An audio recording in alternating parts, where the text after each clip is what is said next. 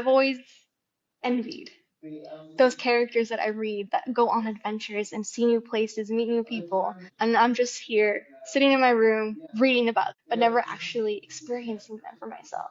So I wanted to go on this adventure for myself. And like I mentioned, it was an absolute nervous wreck before I got to the airport. But by the time I actually landed in Costa Rica, something kind of clicked on me. I'm like, I'm actually doing this. I'm on an adventure, I want like my own adventure. And I'm finally on my own adventure. I get to choose what I want to do, when I want to do it, whether I do it or not. So it's just like very eye-opening, and it honestly felt like a dream.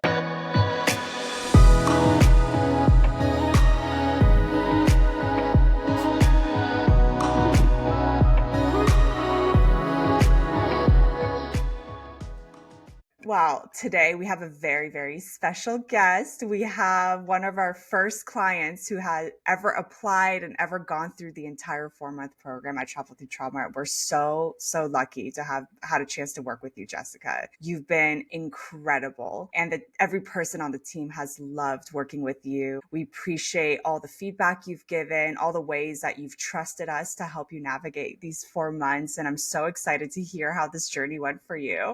Thank you for being here. Thank you for inviting me. I didn't even know that this Of was going to be course. part of the program.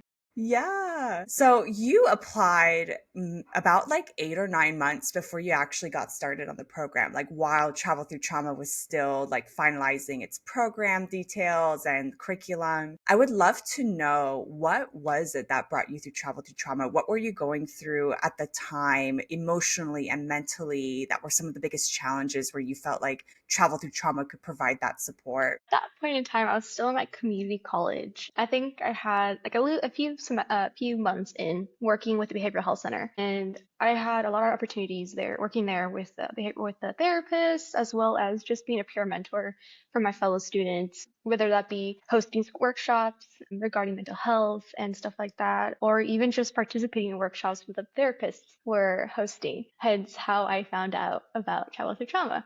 One of the therapists that you guys have is working at Palomar College now as a full-time therapist, and I'm so proud of her. I met her when she was still technically interning, if that's the right word. Yeah. Shout out to But Allison. let's go. I think if I remember correctly, at that point in time, I decided that I wanted to give therapy a shot. My sister-in-law and my brother, they both had recommended it to me, just because I've grown a lot closer to them in terms of what I kind of go through in terms of my depression, my anxiety, just out of nowhere. Sometimes they would mention like, you should try it, like we know what your mom is like, you should try it. So I was like, I'll think about it. But yeah, my sister-in-law, she really encouraged for me to try therapy. She even tried looking for, or she even actually did some research on therapists near my school in San Marcos, so that way I could, kind of give me that push. In the end, since I was working with behavioral health, I found out that as a student, I typically can get therapy for free. So I took advantage of it, and I ended up only doing it for a semester, and I kind of regret it. But I was realizing just how much it was helping me. And when I had found out about Travel Through Trauma, it was something that was certainly new. I mean, I definitely heard of art therapy, music therapy, cooking therapy, but never travel therapy. So I was like, this is an amazing opportunity that I could definitely use to expand my horizons. Travel is definitely something I wanted to do, but there's always been fears that kind of been holding me back to even take the first step in trying to do those types of trips. So I definitely thought that this would be a great opportunity to get help, while also be able to not only just those fears that will keep me or were holding me back from doing traveling, but also for like my personal self and my personal growth. So when I heard about she had mentioned it, she had like a flyer and everything on her slideshow.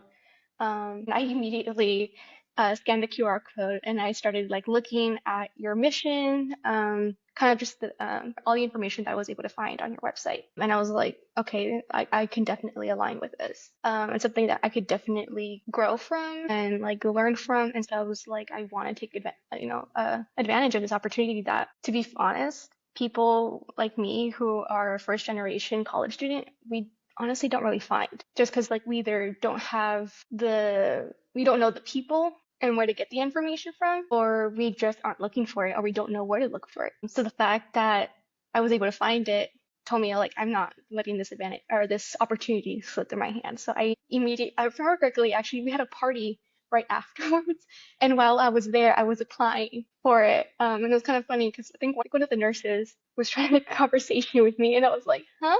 Well, I was like typing my answers in. But yeah, that's when I heard about it, and I was like, ooh, I'm definitely taking advantage of this. Wow. I'm so proud of you. I know I've mentioned this before, but like you have worked through a lot of your anxiety and fears just to become part of this program. And I know that it takes a lot of bravery to actually push yourself to do the really uncomfortable, scary things. So super proud of you for listening to your sister-in-law and taking that advice and learning to seek help for depression, anxiety. Because I think myself speaking as like a first generation American, it is pretty taboo in a lot of immigrant cultures to get mental health therapy. I think a lot of generational trauma comes from, a lot of being displaced and being colonized and being, belittled and having to come into a new country and create your life from the ground up. It can be really challenging to actually verbalize and say, I'm struggling with this. And No, I'm struggling with the way my parents have treated me, whether, I'm sure it wasn't like horrible, but just because that they don't even understand their own trauma, having navigated as an immigrant. no, yeah, for sure. To kind of answer, I think it was like another part of that question, the first question you had given me. I'm not gonna lie, during the pandemic, I was a horrible student. I hate online learning. Absolutely the worst for me. It's not good for anybody. I don't understand how any student went through the pandemic. I don't know. I could not survive. But yeah, I would say, I think honestly, my first started actually like properly acknowledging where I was. Well, not actually acknowledging. I didn't really put a name to it until like afterwards. But high school was definitely kind of like a turning point where I started feeling more anxiety, and my depression didn't really kick in until late high school. And yeah, my mom, she didn't really know how to help me. She figured that I was doing some like bad stuff. And so that only kind of like set me more into a spiral. I was able to kind of heal in a manner of speaking. That time I got to college, and I was like, okay, like my grades have slipped, but I'm in college now. I feel somewhat better. I'm like, I can do it. I can jump back up. Like it's a fresh new start for my grades. And the pandemic hit, and I was like, no. So my grades dropped like exponentially. Like, it was so scary that I thought I was like, I should just give up on it, my education. I should give up on getting my degree. So during the pandemic, my depression, my anxiety got considerably worse. And there was one day, even more so, where I just genuinely did not feel like doing anything. I barely got myself out of bed that day. But my mom got home from work and she didn't really see it that way. She didn't see it as depression or anything. She thought I was lying. She actually called me a liar, and that only made it worse. And so I ended up locking myself in my room for like a few hours before I kind of settled down.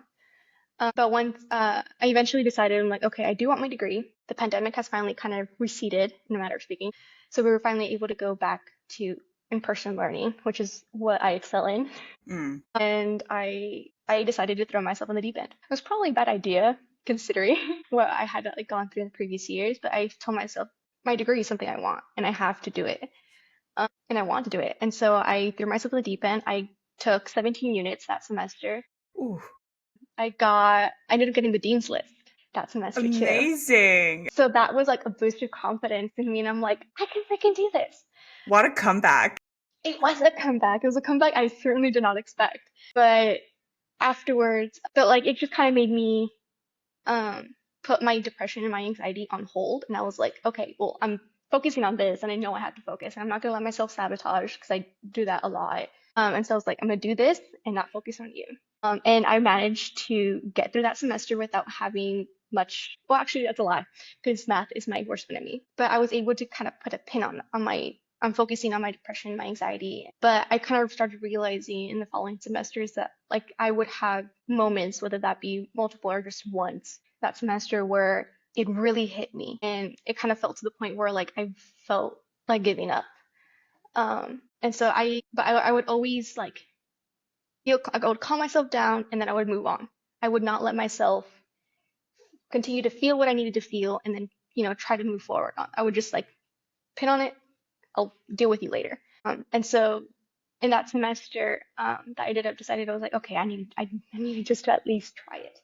I tried therapy and I realized just how relieving and like just like relaxing it kind of was to just say what I needed to say and be able to feel it, even if it was just for an hour. And so I knew that I wanted to kind of keep experiencing that and be able to actually properly grow and not just feel it, but like actually grow from what I was going through. So in terms of like what I was kind of going through in terms of like mentally and stuff like that, that's what I was kept doing. And I kind of still do that. I'm not gonna lie. But yeah, I always just kind of put like a pin on it and I'm like, nope, I need to focus on this.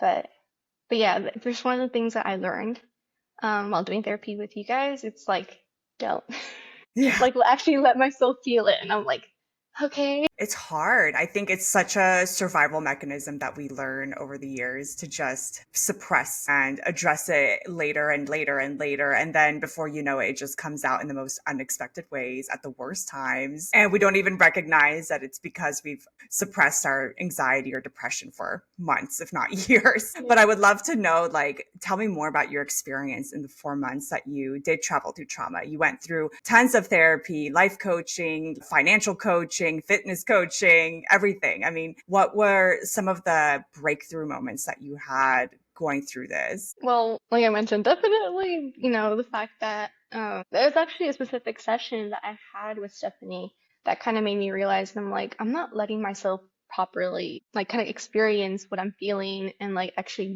properly acknowledging it and everything. And I was like, oh my gosh, like I still remember like just how like girly I felt. And I'm like, I've always kind of associated myself, or identified myself as like a tomboy. So the fact that I will admit this, but a guy I really liked and I had gone on a few dates with ended up getting a girlfriend, and I saw it on social media, and it kind of like broke my heart that day. And I remember that day I just kind of shut down in a manner of speaking. And but by the next day I was like, I mean, it's like it was months ago. Like, why am I still holding on to this guy? Like he kept, like pretty much ghosting me, and I'm like, no, why am I still doing this? You deserve better. Thanks. But yeah, like I actually allowed myself to kind of like just the day like I found out, I just kind of like sat and I just kind of thought about it, and I'm like, I'm just gonna properly close that door. Like I had been leaving that door of like possibility like open for like months, and I was like, I think it's time to close it and like finally move on. But like I actually like let myself feel it. Instead of like all those months ago when it first happened, when he first ghosted me, I was like, okay. And so it felt nice to like later talk to her about it. And she was like, well, you actually let yourself, feel it and like acknowledge it and let it go like properly. And I'm like, oh snap, I haven't been doing that ever. And so that was like one of like the main breakthroughs that definitely stand out. Um, but there were definitely very like other moments in like various of the other sessions and with like financial coaching. Oh my God, that was a godsend. Really? Because it gave me like I before this I can say that I'm not financially literate. In terms of like any like kind of financial like kind of advice, I usually go to my brother because to be fair, I feel like out of all the siblings, he's the one that's kind of like actually have it made. Um, and so like we kind of go to him, and he's always been there to give me advice. He's always kind of been there to give me advice since I first opened my bank account. Because he was there with me. I was still a minor at the time. And even once I turned 18, and he was like, you can like take me off from your account. And I'm like, please no. I was like, no, like you're my financial advisor, no. But to finally be able to have some sort of literacy in financials, I was like, I finally understand a little bit more, and to have like an idea as to what can help me succeed in life in terms of financial, in terms of money, like that's like an amazing thing. And I was super grateful to him on. I even told him, I think I told him in our last session, I was like, thank you so much for teaching me everything. I even asked him about some of the workshops that his family does. And I was like, hey, could like I possibly, hit one of you guys up and be like, hey, I could use some advice. And he was like super nice about it. But yeah, and then I had like so many wonderful moments, whether they were breakthroughs or not. It's just an amazing experience to be able to gain all this knowledge. Whether I actually managed to keep a lot of it is another thing. But the ones that definitely have helped me are definitely going to stay with me. With just like knowing what I should properly do in order to move on from something, whether that be where I can get help in terms of financial information whether that be kind of like an ideas to like the health and fitness and like what my body needs and where I can kind of, kind of someone can guide me in what I needed to do. Um, and it's a good thing too because I knew nothing. I've been wanting to do some exercise, but I knew nothing on how to start. So Julian was like godsend. I'm like telling me like, oh, you should do this and that's and that. Like we can do it together, and then you can start doing it, adding it to your workout. And so I was like, awesome. But yeah, like everyone has been such an amazing experience, has given me an amazing experience. I mean, like I'm not gonna lie, I kind of regret having life coaching only twice, because Mm. I felt like, oh my gosh, like that was like, I feel like I had some like great breakthroughs You can with always Brittany. reach out to Brittany. Um, She mentioned it too. She's like, I wish I had more sessions with her, and we're like thinking about expanding that. But agreed, she like helps integrate everything, like bring it yes, all together. Yeah. yeah. What was it? My first session was, yeah, just a few days before I went on my trip. Hmm. I had talked with Stephanie prior to that, and I had told her like, oh yeah, I'm excited, like I can't wait, like like I have some jitters about going, but like it's mainly excitement that I'm feeling. Or the day that I had my session with Brittany, it was mainly more nerves because my parents started kind of like asking like, well, you should exchange your money now instead of waiting if you get there, and so like all these other like points of view kind of started me to make me grow nervous, and I was like, oh, like should I not? Like there's a plan, like should I just follow the plan or should I do something else? And so like I started kind of like freaking myself out a bit. And so having that talk with Brittany, I was like, oh my God, like that was a breakthrough for me. Like I actually cried, and I didn't expect myself to cry during life coaching. I never even knew what life coaching was before this, but like I definitely appreciated it. I was like, oh my gosh. But after that session, like I felt so much better. I felt lighter. Not gonna lie, day of where day of like the day that I had to go on the plane and everything, I was definitely nervous. But just kind of keeping in mind that I was like, I'm still doing this. This is an amazing experience. I definitely know it's gonna be an amazing experience. So I'm like, it's gonna like I'll experience the nervousness now, but it'll be all happiness later. Exactly. I think nervous system re-regulation takes all those different aspects to all those different avenues to make you feel more confident, more capable, not only just in your body, knowing that your body is a tool for your mental health, but also like regulating emotions, talking about it, even getting financial coaching. It's like all part of that process of healing in ways that are so multifaceted. So I'm really glad that you got something out of each of those facets. Like it sounds like everybody was able to really contribute in a really unique way that helped you navigate. No, yeah, for sure. So tell me a little bit about the fears that you had going into your trip. What were some of the doubts or some of the things even that your parents were saying, if you don't mind sharing, that made you feel anxious about it? So, as I mentioned, I'm a first generation Mexican American. My parents were immigrants from Mexico. Together as a family, they got here in 1993. And my mom was actually heavily pregnant with my brother too. And so all those fears of crossing the border, undocumented, it really put a strain on her and her fears even after she got here. And so all those fears that she had, they essentially still kind of stuck with her, especially since from where we're from in Mexico, well, honestly, it's been kind of worse nowadays. Like these past few years, it's gotten a lot more violent, and so even knowing that has also kind of contributed to her fears, where she doesn't want to let me go. I'm the baby of the family, so even that's kind of like added to her fears. I'm like, I don't want to let my baby go, and like I understand that. But she has instilled those fears where I'm like, I have read so many adventure books and everything, where I want to go see the world. And I told myself I'm going to go see the world one day. Even more so when my brother studied abroad to Paris, and I was like, I want to do that. But there's a difference in Mexican culture where a guy can definitely do more stuff and not get so much pushback or whatever. Where as a girl, especially the baby of the family, I definitely got more the brunt um, of her fears and her trauma as well. Overprotectiveness. Yeah. Part of it that she kind of instilled in me, and it's even like also like social media and stuff. You hear things that you hear, whether that be social media, the news, even movies. You hear about it and stuff like that, like the worst case scenario. And so that started to be instilled in me. Travel has always been something I wanted to do, but it's always been in like the worst case scenario that could happen that always kind of like made me like maybe I shouldn't do it. Definitely not alone if I ever do it. And so that was definitely like the fears, especially just the fact that I was going alone 23-year-old and a female at that. And so the fear was definitely there. And for the most part, it was fears that I had learned from the environment around me, especially from my mom. And I still kind of got that even by, I still had the fear of telling her. I didn't tell her until early May. So yeah, like a month before my trip is when I finally I'm like, oh, I'll be doing a trip solo. And her reaction was exactly what I knew she was gonna do, what it was. Anytime that I tell her I want to do something that's a little outside of the norm for a Mexican, at least for like an overprotective Mexican American family, Hmm.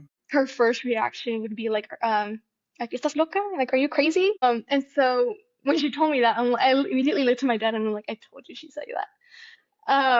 It was it was expected. And I remember thinking every time that I would go to one of the sessions was that I'm like, at some point, I'm gonna have to tell her.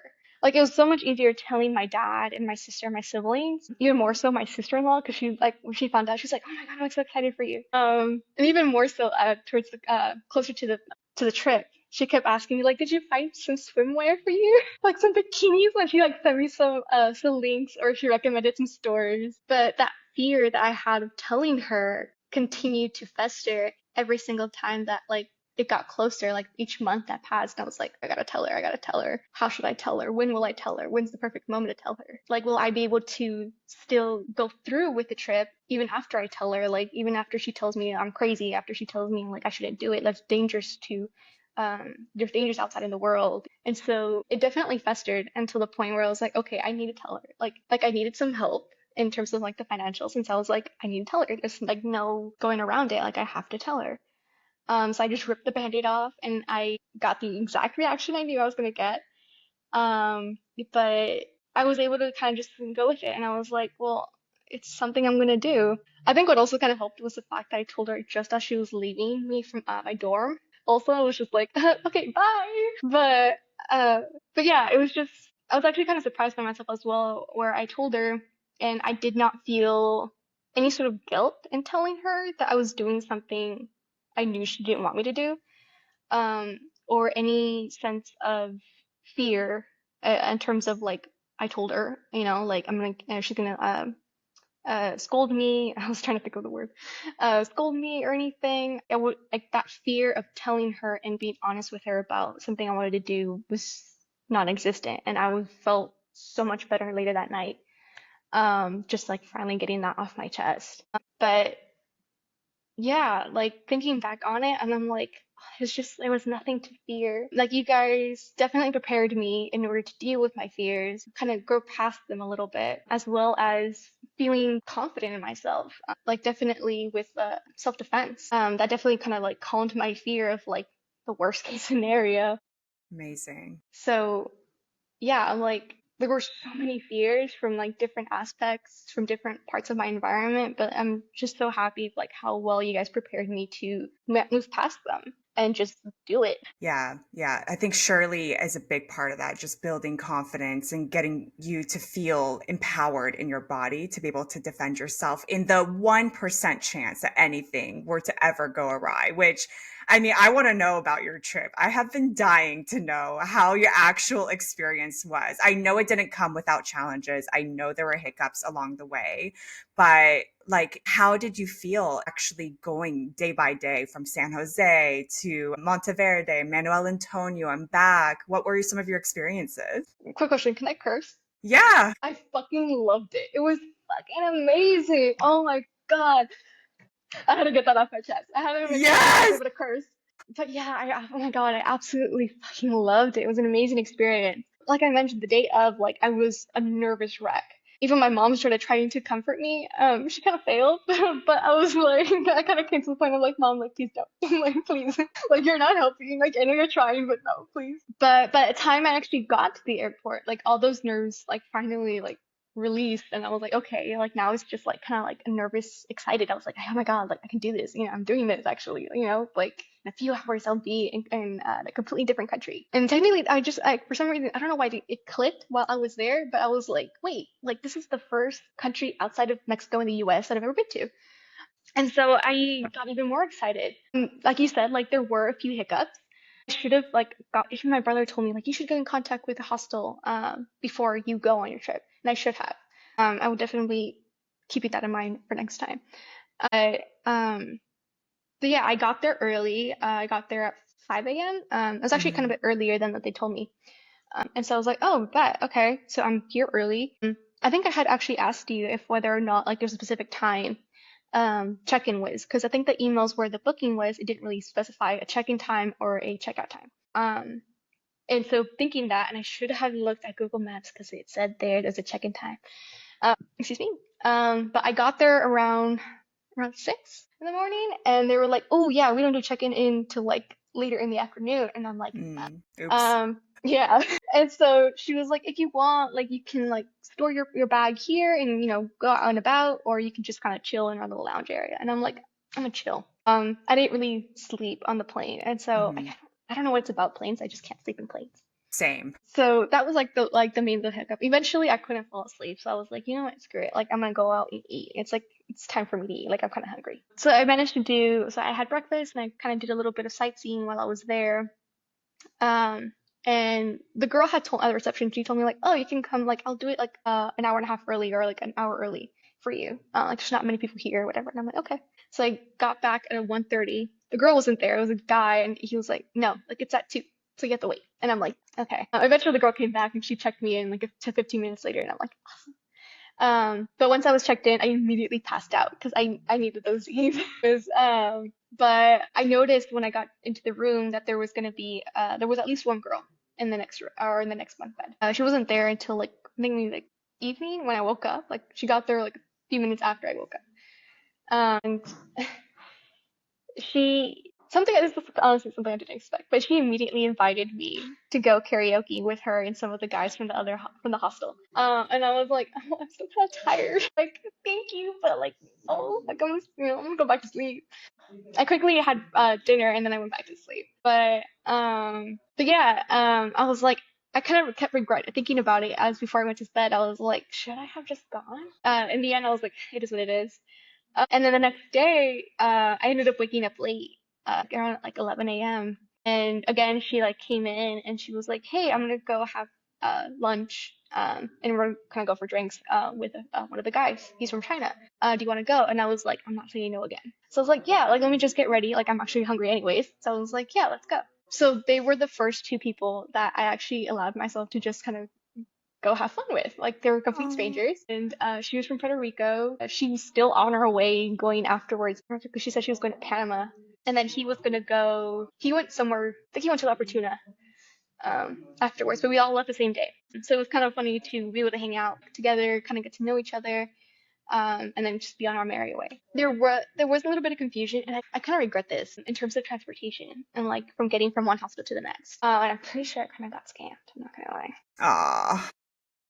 But but what kind of stuck out with me, and I'm actually really thankful to you for like kind of like telling me this about whether that like in the end of the day, like it's up to me what I want to do and how I'm gonna do it. And so um I ended up I was told the price would be $140 to get private transportation from that hostel in San Jose to the next one. And I was like, that's $100 more than what I was told. I'm like, that sounds like a lot. And so I kind of started panicking, and they only accepted cash too. And Hmm. on cash, I only had 140, and they were wanted 170 actually. And so I was like, damn. I was like, I don't have enough cash. Like it's kind of dark. I don't want to have to go walk all the way to like an ATM. And so uh, I ended up like kind of like going over to my two new friends, and I was like, I don't know what to do. And she was like, ask the guy, his name is Joe. He's like, ask him, he's gonna go rent a car, and he's gonna pretty much go the same direction that you are. Like, ask him if he'll give you a ride. I did. In the end, I didn't end up going on the ride with him, just because he ended up going somewhere different. He was originally going one way, and then he was like, oh no, I'm going to La Fortuna.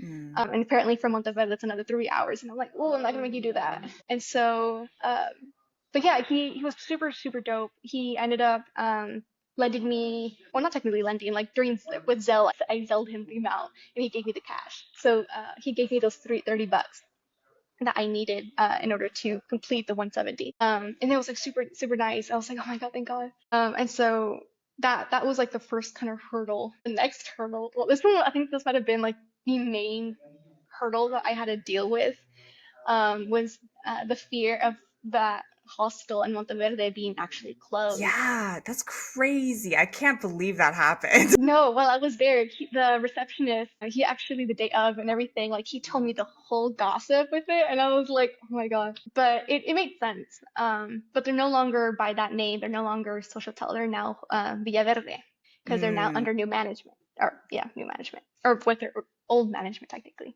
But yeah, the previous what is it, Selena Hotel and or Social Tel, whatever, they pretty much scanned them. And like kind of like and so like they're like, yeah.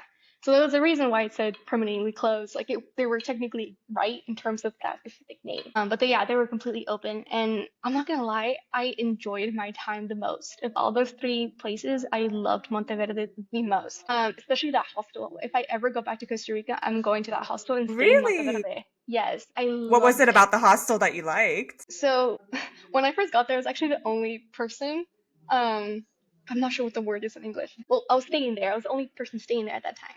And so and because of their new management and everything, they're still trying to get themselves back on their feet. And so I think there was in total just over 5 people working there. Oh my And gosh. it was a really big place. But when I first got there, the receptionist Leo, like, oh my God, he was so super nice. He gave me a tour of the whole grounds, which is something I didn't get in the other place.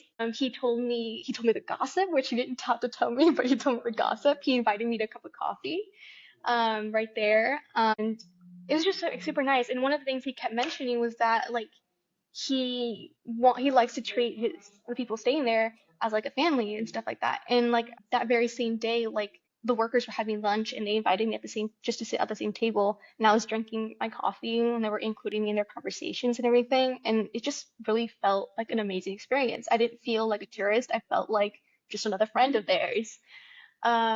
But yeah, like it was just like, and he was like super nice too in terms of like telling me places that I could check out in Santa Elena, which is like the nearby little town. He told me like a bunch of little facts, like how like there's only 5,000 people living there. Something he told me about the water, like how it's like don't trust the water anywhere else in Costa Rica. Here, it's like you could definitely drink it out of the faucet, and I'm like okay. But there was just like so much that like he had so much information about this like the town and the city and the culture that like he didn't have to tell me, at least not until unless I asked. But he just gave me the information without having to ask or anything, including me in conversations he definitely didn't need to. So it was definitely an experience where I would want to like live through again. Aw. And he was like super nice. The day I left, I think I had like a few hours, maybe like an hour or two already in my last location. And he sent me an audio message through WhatsApp or WhatsApp.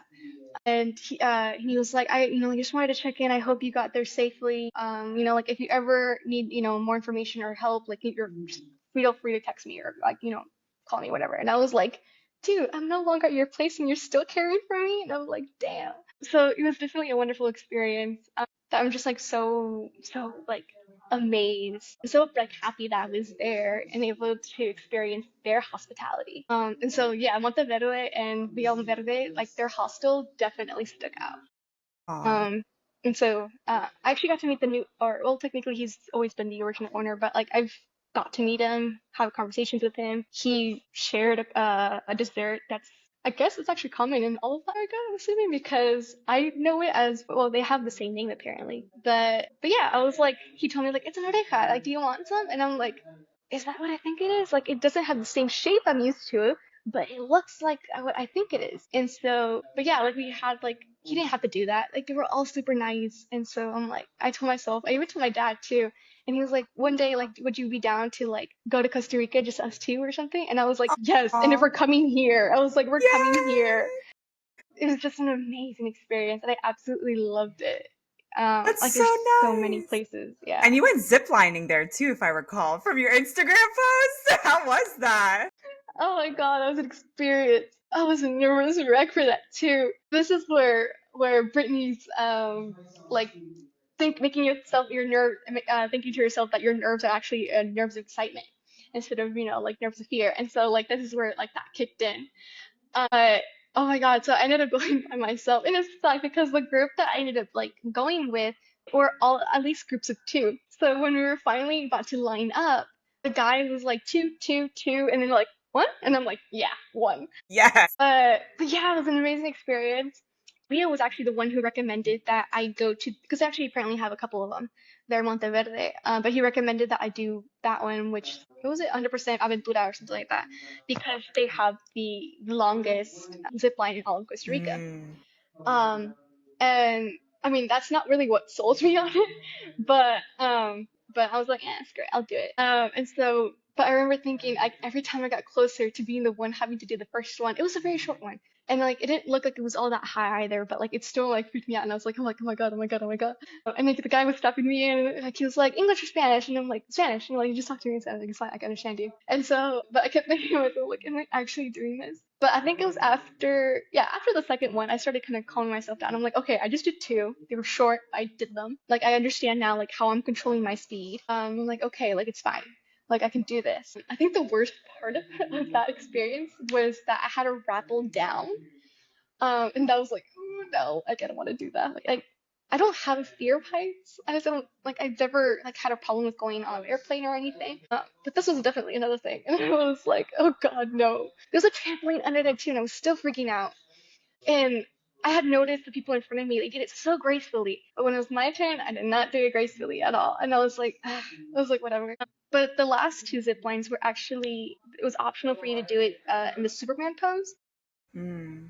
They were, and I think there was a group of two in front of me, or two groups actually. And they, if we wanted to do Superman, we had to get two of the uh, metal thingies, and they all grabbed two, and I was the only one that grabbed one in order to do it sitting down. And I was like, I'm not ashamed. I was like, I'm just not gonna do. Yeah. I was like, it's one thing doing ziplining. It's a whole other thing of actually, doing it Superman pose. And I'm like, hell no.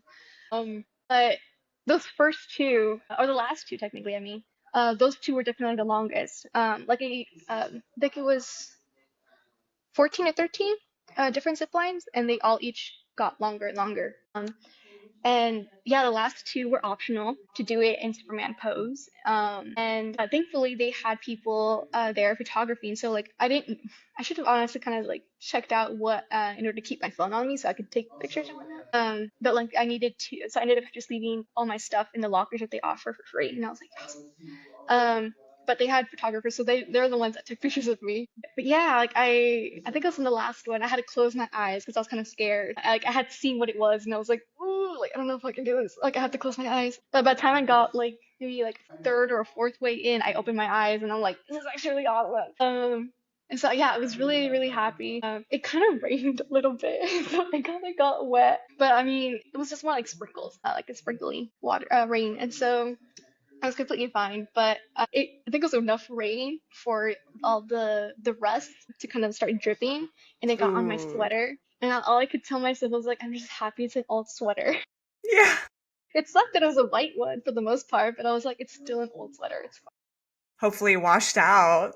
No, it didn't. The stains are all still there, but I was like, it's fine. It's an old sweater. Souvenir. Exactly. Man, that's so cool. I'm so glad that you got to push your limits a little bit and also understand that you have still some limits and you don't want to do Superman and like honor that and don't feel ashamed. And we all got them. You did better than I did. I have a crazy fear of heights. So They props also to you. had they also had a what is it called? A Tarzan swing. That's like immediately after the last zip line.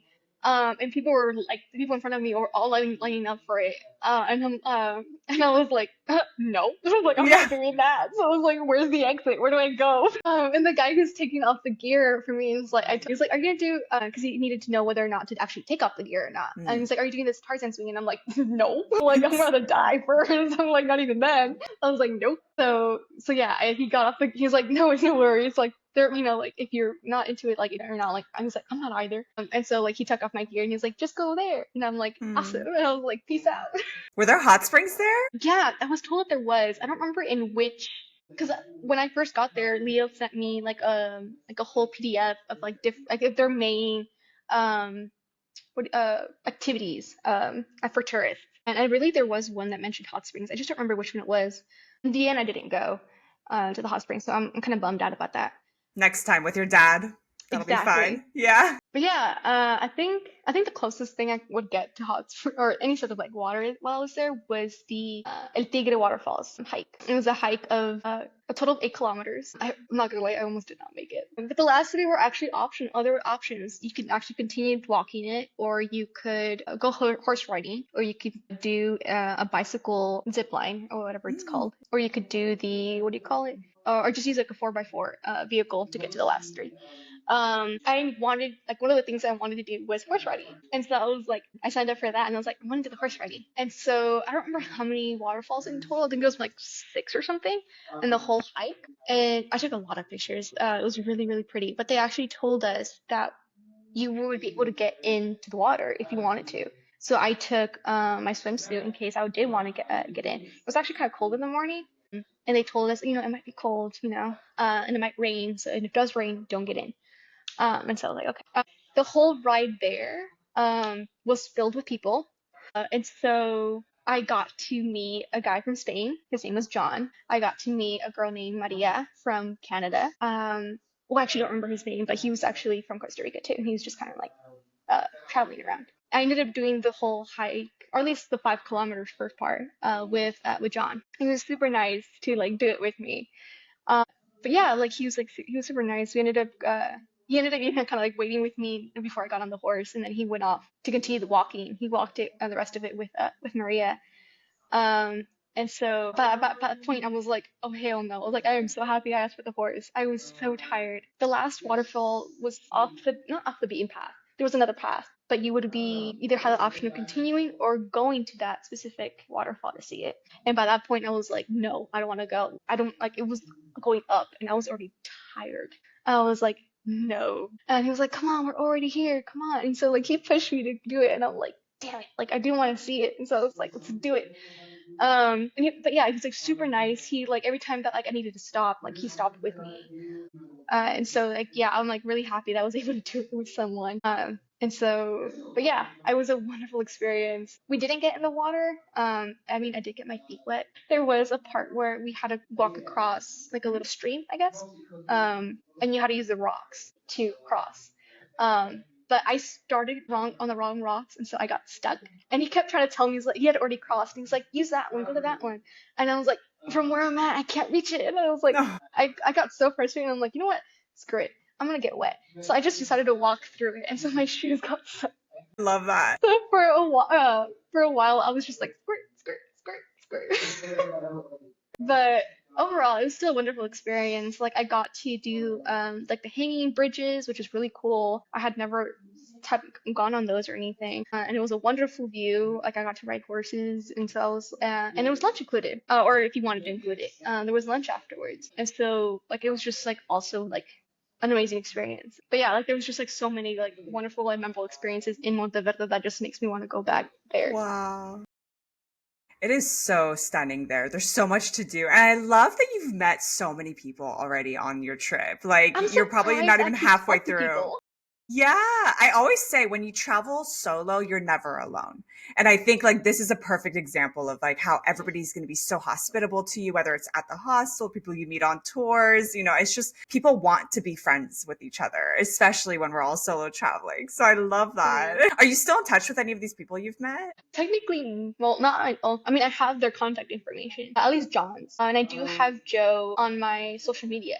I have him on my Instagram account. I was like, just in case, I was like, just in case I actually do, need the ride or something, like I'll get in contact with you. The funny thing is, I'm pretty sure he's actually in the last hostel. I'm pretty sure that was him too. When I got there, I actually was able to check in early. Like they didn't give me any fuss This is about Emmanuel checking early. Antonio, that Yeah, one? Okay. right next to the reception, they had like a little bar and Mhm. everything. And so I just kind of was like, well, I'm kind of hungry. I'm like, I haven't eaten since 8 a.m. and I got there like around noon. So I was like, I'm gonna eat. And I sat down, and the lady that was there, and she was super nice. She had mentioned that there was a guy from China, and his name was Joe. And I'm like, what are the odds of it being the same guy from China that his name is Joe? And it was so funny. Like, I went on his Instagram account to see if he had a picture, but it wasn't. It was like really blurry and it was far away, so I couldn't like zoom in to show her. And like, is this the guy you're talking about? But it was like super funny that I was able to kind of come across him again. I didn't actually see him because I think he ended up leaving that same day or the next day. It was amazing that someone was like, "Oh, there's a guy from China who actually rents a car. He's renting a car," you know. And so like, I was like, "What?" I was like, "There's what are the odds?" But yeah, it was just an amazing experience. And she was super nice too. She was like, she had told me like things that some of the activities that she recommended. Like she recommended the what's it called? Must Island Mangrove Tour, something like that. Mm. Where I Hmm. got the chance to see the monkeys. Yeah. So she was, I recommend this one, and then she even told me um to oh, I realized when I got there, I realized just how hot it was. It was hot and humid, and it was this type of hot that I'm just not used to. So, like it was cold in Monteverde when I left, so I decided to wear a long sleeve, and Oof. that was the worst mistake in my life. So when I got there, I was already sweating through it. I'm like, oh my God. But and so I told her, I kind of told her like I kind of like I don't know, I was telling her like I kind of want to like get a dress or buy a dress, just so I can like wear it and like be able to bear the heat and humidity. And she was like, oh well, like don't go to these stores here because like they're gonna charge you a lot because it's like specifically for tourists. She recommended I go to a mall in what's it called? Oh, Gepels, right down in Gepels. And I was like, oh, I was like, okay. Every time I looked at it on Google Maps, I couldn't find it. Like it wouldn't be able to find it, but I was able to find their Facebook account for some reason. They kept telling me that it was across a what did you call it in English? Essentially like a materials, kind of like a Home Depot type of Mm. thing. But like every time I looked up that specific place, I couldn't find it either on Google Maps, and so I was like, oh man, I was like, whatever. But she also recommended that I go to a specific beach in order to get like the best view and kind of have like a more like privacy in terms of like tourism and stuff. And I was like, oh my God, you're like, she's just as helpful as Leo. I was like, okay, awesome. Um, I'm not gonna lie, my last few days I did not do anything except for that mangrove tour. I just ended up like sleeping in late or going to sleep late, Good. waking up late, and I was just like the most thing I or the only pretty much thing I did afterwards was just go out and eat. And that was pretty much it. Like my first few days, I think it was my second day. I That's when I did the tour for the monkey. But afterwards, I kept telling myself I'm gonna go to the beach. I'm gonna go to the beach, and I never did. And I kind of do regret it. But at the same time, when I'm like, I got to sleep in. I got to, I was Yeah. like, I got to do, just relax It's a and do vacation it. after all. Like you Yeah, got to treat yourself. You just had a hard semester at school. yeah. And so Yeah. I was like, it's fine. Like it's fine. It's like, like we already want to come back, and like it's fine. We can later come back. And besides, like we live like 30 minutes away from the beach here in California, and like we can easily go. Exactly. So I was like, it's fine. And besides, I was able to take some pictures from of the coast. Like I would say they were really nice pictures, in my opinion, and it looked really beautiful. So like I at least got to see it. Maybe not that specific beach that she told me about, but like I at least got to see their coast and like, the beauty of their view of the ocean. And there actually was a restaurant. I think it was, yeah, my second, well, technically my last night there, that had a really nice view of like the town as well as the ocean. And I got to see some of like the boats or not jet skis, jet boats, jets, something like that. I just got to see them like kind of like pass on by while I was eating. I think I will say this: the only bad thing about the whole trip was the mosquitoes. They They are were this unbearable.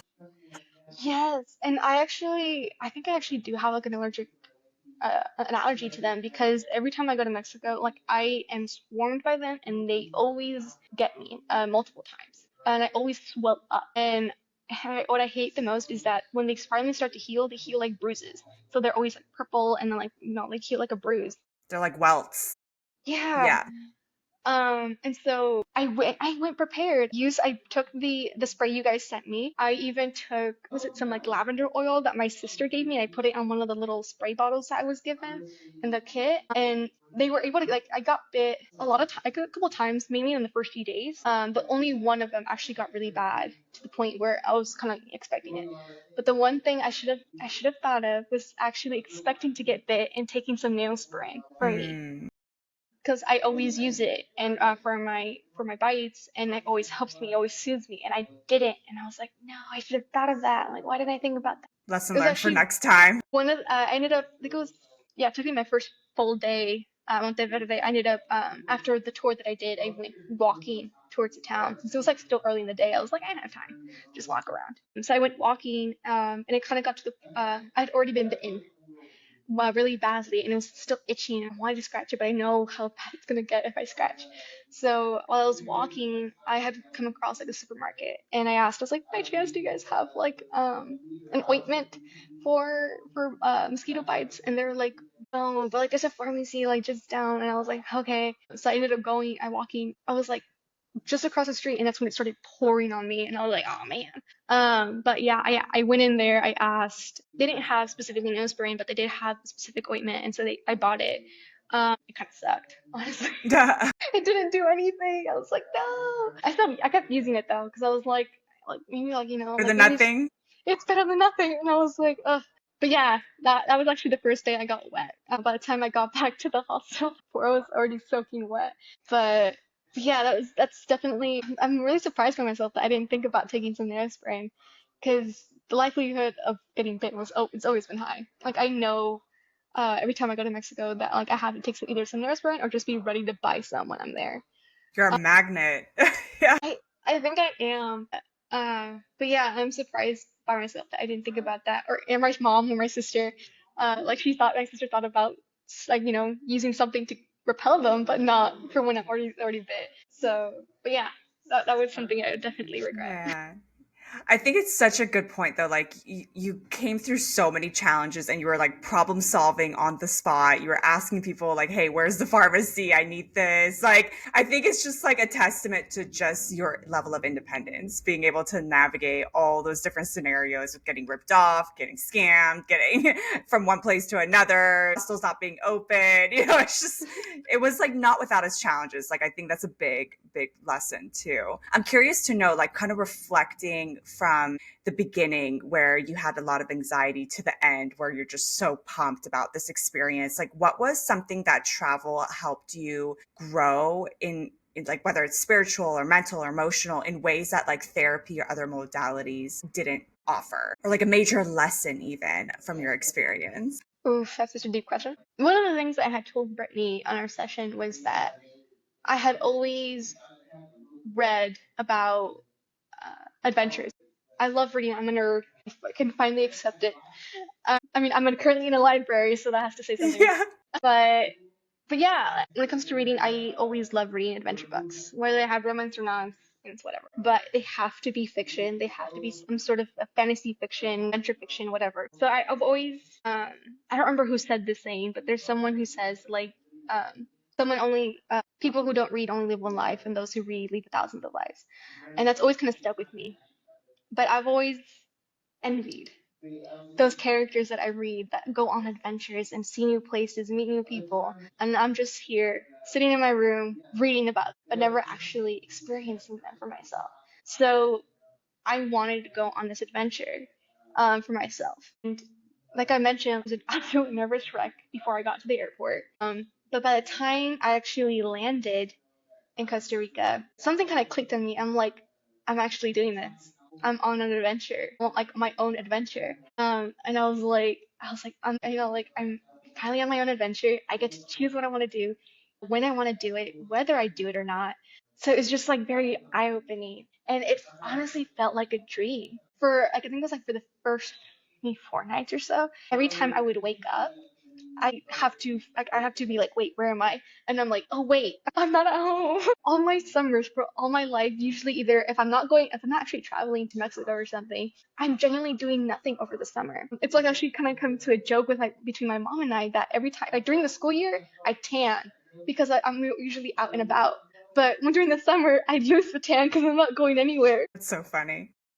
And so yeah, like waking up for like I think it was like the first few 4 or maybe 5 nights. Every time I'd wake up and I'm like, am I dreaming? Like I felt like a dream, being in a completely new place, alone, getting to choose what I want to do. I actually kind of told myself this as I was leaving, as I was leaving Costa Rica specifically. I actually got to sit on the window that time as I was returning. I was like, "Let's go." And so I kind of thought, I was kind of thinking this as I was leaving, and I had the perfect song playing in my ear. It's called Someday by Ben Barnes, and he uses a poem, and it's actually my favorite poem by Dylan Thomas called "Do Not Go Gentle into That Good Night." And when I first heard that poem, it definitely resounded with me. I don't want to live a simple life. I don't want to just live. I don't want to just exist. I want to live. And I do Yes. not want to like later down the road like regret not doing all the exciting things that this world has to offer. And so having that song play, and that's actually funny because I heard it as I was leaving California and as I was leaving Costa Rica. But it felt more powerful listening to it as I was leaving Costa Rica. 'Cause I've always told myself as a kid, I'm like, someday I'm gonna go out traveling. Someday I'm gonna go. I think the first place I wanted to visit when I was a kid was Egypt, and one day I will do it. I'm like, I always kind of told myself, someday I'll do it. One day I'll do it. And so the fact that I was finally able to say I did it instead of someday, so that's why that hearing that song was really impactful for me because I'm like, I actually did it. I had my own adventure, and it was just an amazing experience that I'm so happy I got to live. And I actually kind of told myself this. I think I was a little bit out loud now that I think about it. We were finally about to like actually like taking off. I kind of told myself the dream is over. And I for some weird ass cliche for a movie or like a Dramatic. Hallmark movie, dramatic. I closed my window and then I just kind of relaxed and I took out my phone and started reading the book because I have nothing better to do. Mm. But but yeah, the whole experience felt like an absolute dream and adventure, and I'm just so happy I finally got to live one of my own instead of reading them. So I think the lesson, or not lesson, but the thing I told myself as I was leaving, I was like, now it's the next one. When will the next one be? Who knows? You got the travel bug. It's I just the got the travel bug. beginning. Yes. Yes. Like my brother was the one that introduced me when he first went to Paris, and even now he still travels. I think he's also been to Thailand. When he studied abroad, he actually got to like visit a lot of places. Right after the actual studying part was finished. But even afterwards, like he's continuously traveled to Paris back a couple times, with or without his wife, and they've also gone to a couple places together, whether that be specifically for their anniversary or not their anniversary, just vacation. And every time they tell me or they tell us, I'm like, oh, we're gonna go on a trip later. And I'm like, you sons of bitches. And I was like, why can you ever invite me? but um, but yeah, Now I've you always don't need an envied invitation. You could just go on your exactly, own. exactly. But yeah, I've always envied them. But like now, I can finally say I at least did it once. Will I definitely be doing it again? Yes. But yeah, I can't wait for what my next trip will be. Wow, what a transformation. Oh my True. gosh. I'm so excited to see what other trips you go on solo. For real. Like I want to The follow same. along your journey. I want to see you go to Egypt. I want you to see like the pyramids in person and believe in aliens. That's amazing. So how do you feel like about your future now? What kind of goals are you setting for yourself given everything that you've learned at Travel Through Trauma? Are you going to be pursuing the BetterHelp therapy that we're offering for 3 months for free? Or what do you have in mind? I think definitely just because like I know that therapy does help. Like now that I've experienced it with Palomar and with you guys, like it's definitely just a beautiful way to just get rid of all of this like tension that I have and like that I for some reason decided to keep. So whether I'm not sure if there's like an expiry date or not. I think it could also be because like I just came back from this trip like 2 weeks ago or whatnot. So I still feel content and very happy and satisfied that I don't really, if I'm being honest, I haven't really had much since I started being with you guys. I don't really think I've had much of like a nervous break. Well, I did actually have one that I remember. I talked about it with Julian afterwards, but like there hasn't really been something that hasn't really been a moment where like I just feel alone. I guess would be the right word. I feel like now more than ever, especially with this program, like I felt so much support that I haven't. Yeah, I have like I've always been since I started school full time again. Like I've always had some sort of support, whether that be support like that specifically for mental health or not. But I've had a support group. I've been able to keep going forward, and I'm so happy about that. I'm so proud of myself, which is something I don't say often. Yeah, you should be. But right now, like I do feel very happy with myself. My levels of anxiety and depression aren't all that high. I think they're like an all-time low, a low point where I haven't really been in so long. So maybe not at this right exact moment. So that's why I'm like, if there's not an expiry date on that, like I'll definitely be using it later. Most Yeah. likely, once the semester starts. I mean, anxiety and depression is not meant to disappear from our Yeah. lives, but now we have more tools available to us that we can use Hmm. to navigate it. No, That's yeah, for sure. awesome. Oh my So God. definitely, most likely once the semester starts, because I've decided to pack my schedule up a lot, and I'm still trying to find a job within my school. So I will definitely keep it busy, even more so now that I decided to go after my biology degree, or at least a minor in it. Yeah, I was originally majoring in biology, and I real to become a pediatrician, but I realized that I want to be a teacher. I'm going back to my old child dream career into teaching. And so I switched my major from biology to Spanish and my minor from Spanish to biology. So I'll be taking my first course of biology since I think it's been a year and a half since I last took a biology class. And so I'm a little nervous whether or not I'll be able to keep up with all the work because I know just how much work a biology class or any science class can be. So I'm a little nervous. I even talked about it with Brittany. I'm really definitely nervous whether or not I'll be able to keep up with all the work. But I'm definitely excited for all the classes that I'm taking. But I'll know for a fact just how much anxiety that or not much anxiety, like it's like a small little ball of Hmm. anxiety that I have, thinking of just like whether or not I'll be able to get through the semester or not. I know that I'll be able to need like a moment of just serenity that I know therapy can be. So I'll definitely be using it during the Yeah. semester for And you can sure. look forward to another solo trip to help release all the extra anxiety. Yeah. Wow. Well, if for somebody who's coming into the travel through trauma program or even considering to apply, what's a piece of advice that you would give that you wish that you had when you started the If you have any fears of doing the or not the program itself, but the actual travel part, it's okay to definitely experience them. Like like I've talked about, like I experienced it. I still do. I'm not gonna lie. Like just doing things that are out of my norm, out of the norm of first generation Mexican American. Like there's a scariness to doing something new, but there's always going to be just a satisfaction of just doing it and an excitement of doing it. And in the wonderful words of Dylan Thomas, do not go gentle into that good night. beautiful way to conclude? I love that. Thank you so much for sharing your wisdom and your experience and your love and your time, energy with us. We're so, so grateful to have had this opportunity to work with you. And I hope that this is just the beginning of a long friendship with you and our team. So thank you so much. I'm really glad that it worked out the way it did. No, yeah, thank you to all of you guys. I did get the e-card. Oh my God, I had some tears in my eyes reading that. But yeah, like hearing from people that like it's been like a month, like it's been a few months since I last spoke to him. So like I was like, this dude, like I actually kind of want to ask him like, hey, how's your side company working out?